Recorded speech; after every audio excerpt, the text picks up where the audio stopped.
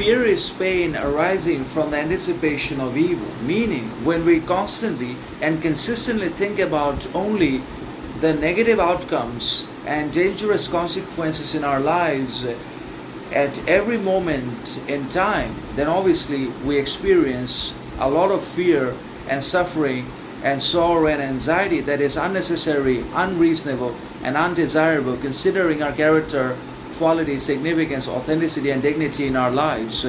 If we constantly and always think about consequences, outcomes, and suffering or events that is going to happen to us in one way or another, if we cannot overcome future events, then obviously we suffer from it in the present unnecessarily, because he who suffers is already suffering from what he fears. And that's why we must not fear anything in our lives. We must not be fearful or afraid of suffering, anxiety, future events, or consequences of any kind, because still at the end of the day we have our qualities, virtues, and values intact with ourselves and integrity.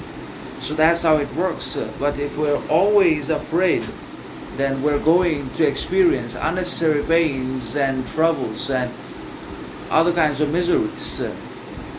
That's how it works, because we suffer more often in imagination than in reality. Now, problems, conflicts, pains, and discriminations exist in reality in societies in which we live, but our suffering primarily comes from the mind and from our mind's inability to process certain things because it lacks confidence, courage, character, authenticity, sovereignty, etc.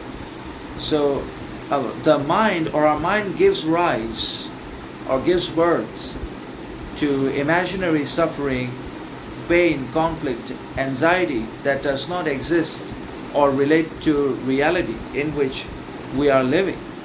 So if we can strengthen and make our minds powerful by attaining and developing integrity, morality, character, then obviously we won't suffer from any kind of anticipation of evil, and we will be able to face it the moment it comes to us and do not suffer from it early on, because early suffering creates unnecessary trauma and fear and anxiety in our minds. So our suffering comes particularly from our minds. So if we can